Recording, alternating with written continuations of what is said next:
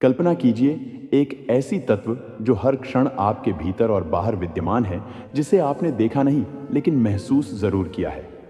एक ऐसा देवता जो जब चाहे इस संसार में जन्म लेकर उसे बचा सकता है और जब चाहे सृष्टि को फिर से शून्य में बदल सकता है। उस तत्व का नाम है भगवान विष्णु।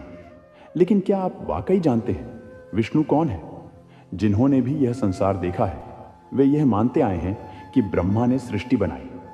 लेकिन क्या आपने सोचा है ब्रह्मा स्वयं कहां से आए? पुराणों में कहा गया है कि ब्रह्मा विष्णु की नाभि से निकले कमल से उत्पन्न हुए थे, यानी ब्रह्मा भी विष्णु की सृष्टि हैं। लेकिन यदि विष्णु सृष्टि से पहले थे तो वे स्वयं कैसे अस्तित्व में आए? इस रहस्यमयी कथा को अंत तक जरूर देखिए, क्योंकि इसी वीडियो में आपको पता चलेगा विष्णु की उत्पत्ति कैसे हुई, इस ब्रह्मांड की रचना किसने की और विष्णु इस सृष्टि में क्या भूमिका निभाते हैं। आपको ऐसे कई प्रश्नों के उत्तर मिलेंगे जिनके बारे में बहुत कम लोग जानते हैं। इसके लिए आपको ले जाना होगा एक ऐसे वक्त में जहां वक्त का अस्तित्व नहीं, एक ऐसी जगह जिसका ना तो कोई नाम है ना परिमाण, एक ऐसा आयाम जो हर आयामों के परे है, जहां ना तो कोई जा सकता है ना देख सकता है, एक ऐसा सत्य जो हर सत्य से ऊपर है। आइए मिलते हैं सदाशिव से। इस ब्रह्मांड के आरंभ में न कोई तारा था, न सूर्य, न चंद्र, न समय था, न दिशा, सिर्फ शून्य था और उस शून्य में थे सदाशिव।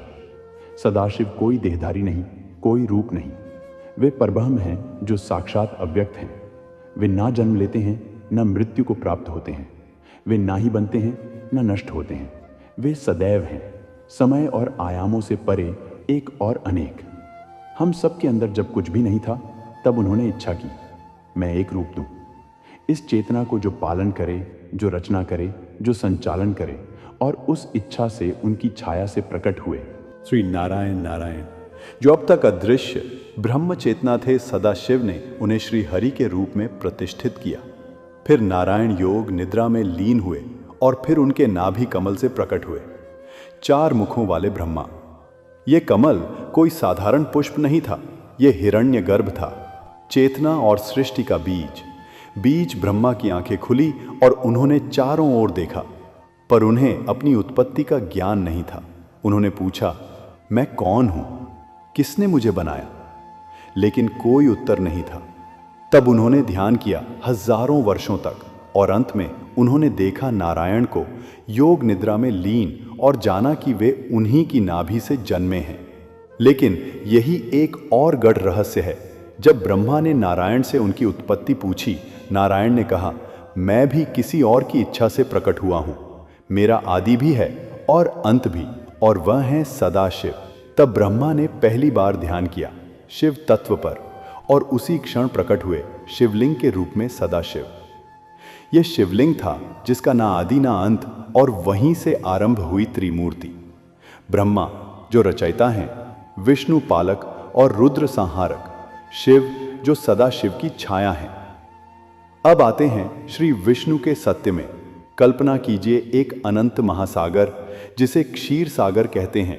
वहां एक विशाल शेषनाग पर कोई शांत स्वरूप में लेटे हैं। उनका रंग नीला है जैसे समुद्र की गहराई। आंखें बंद हैं लेकिन वह सब देख रहे हैं।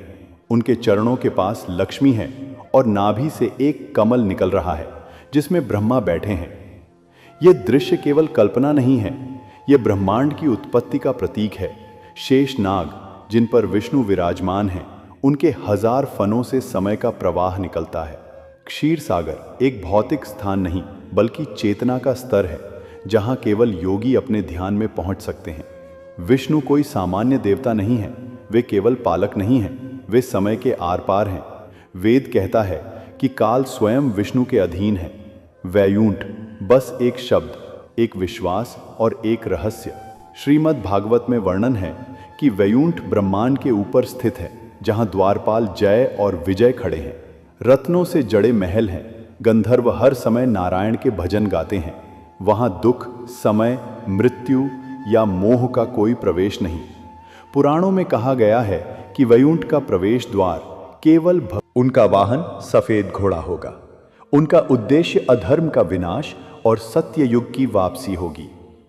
राम और कृष्ण के रूप में विष्णु ने जो किया वो केवल धर्म की स्थापना नहीं थी, वो चेतना को ऊंचाई देना था। और आज भी हर भक्त के हृदय में कहीं ना कहीं विष्णु मौन रूप में बैठे हैं। तो मित्रों, विष्णु केवल एक देवता नहीं, वे समय के आर पार फैले एक ऊर्जा हैं। वे हैं जो दिखते नहीं लेकिन सब कुछ संचालित करते हैं।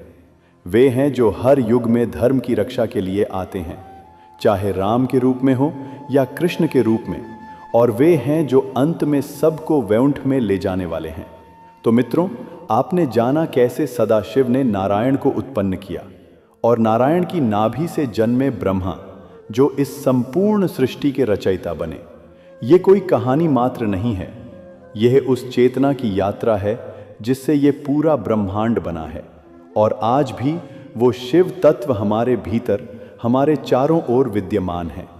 अगर आपको ये रहस्य और ज्ञान से भरी कहानी अच्छी लगी तो कृपया हमारे चैनल को सब्सक्राइब ज़रूर करें।